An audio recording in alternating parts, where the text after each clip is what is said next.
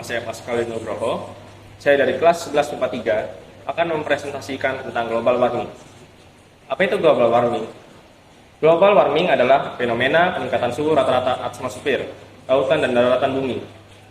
Peningkatan suhu ini disebabkan oleh akumulasi gas rumah kaca seperti karbon dioksida, metana, dan nitrogen dioksida di atmosfer.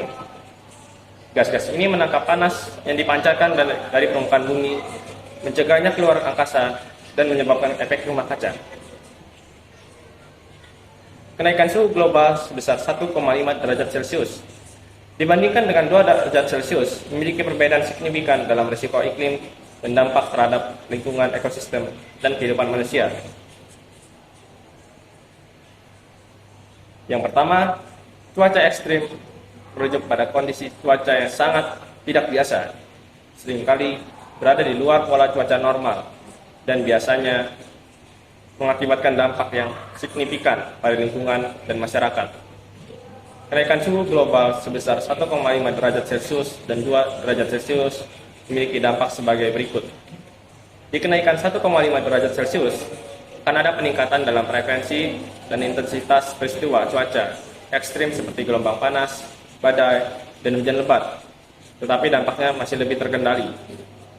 Kenaikan suhu 2 derajat Celcius, frekuensi dan intensitas peristiwa cuaca ekstrim akan meningkat lebih tajam, menyebabkan lebih banyak kerusakan pada infrastruktur dan kehidupan manusia.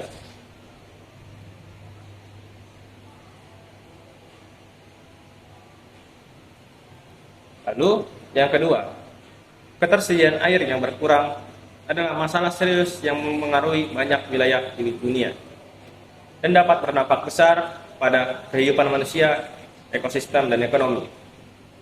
Penyebab ketersediaan air yang berkurang yaitu perubahan iklim, pola cuaca yang berubah, mengakibatkan perubahan dalam pola curah hujan, meningkatkan frekuensi dan intensitas kekeringan di beberapa wilayah.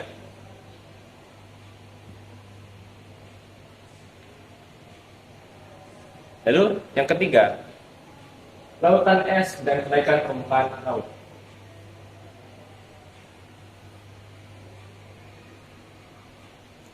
Kenaikan suhu global sebesar 1,5 derajat Celcius dan 2 derajat Celcius memiliki dampak yang signifikan terhadap lautan es kutub, baik di Arktik maupun Antartika.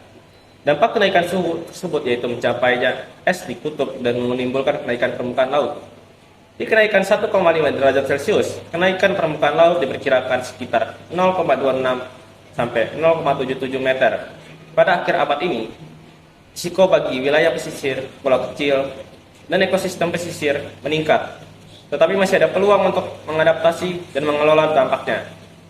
2 derajat Celcius, kenaikan permukaan laut bisa mencapai sekitar 0,36 sampai 0,87 meter. Dengan risiko banjir, erosi pantai, dan kerusakan ekosistem pesisir yang lebih besar. Kemungkinan migrasi paksa akan pengungsi iklim meningkat, serta lebih sulit untuk mengelola dan mengadaptasi dampak tersebut.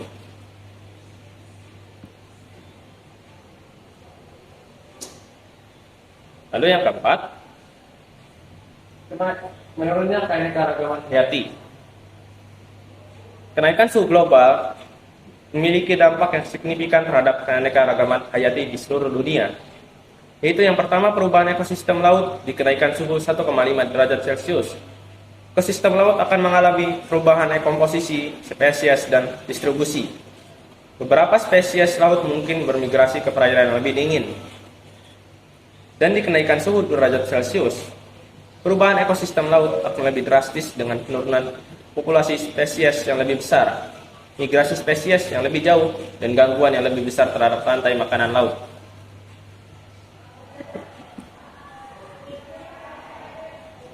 Lalu yang kelima, terumbu karang hilang di kenaikan suhu 1,5 derajat Celcius.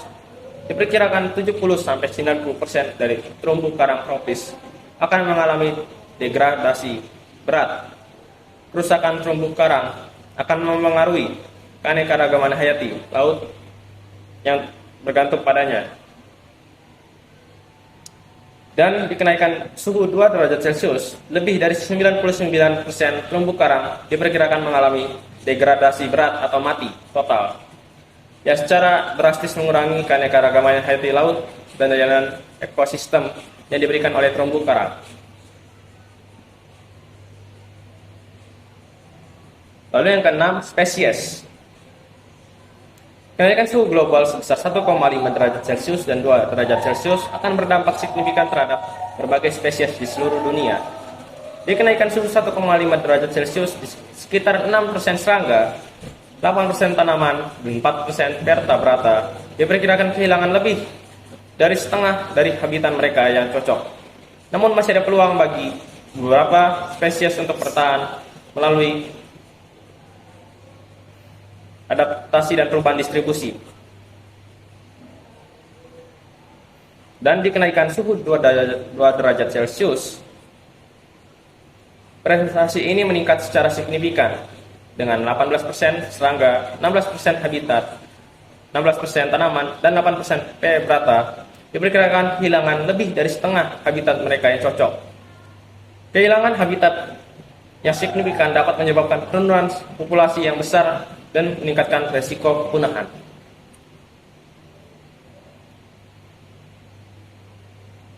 Lalu yang ketujuh, dampak terhadap makanan. Dampak terhadap makanan, kenaikan suhu 1,5 derajat Celcius dan 2 derajat Celcius berdampak pada kesediaan pangan, yaitu berupa penurunan produksi tertentu seperti gandum, jagung, dan beras, dapat mempengaruhi ketersediaan dan harga pangan di pasar global, dan kemungkinan kekurangan pangan dan krisis pangan dapat meningkat di beberapa wilayah, terutama di negara-negara berkembang yang bergantung pada pertanian subsisten.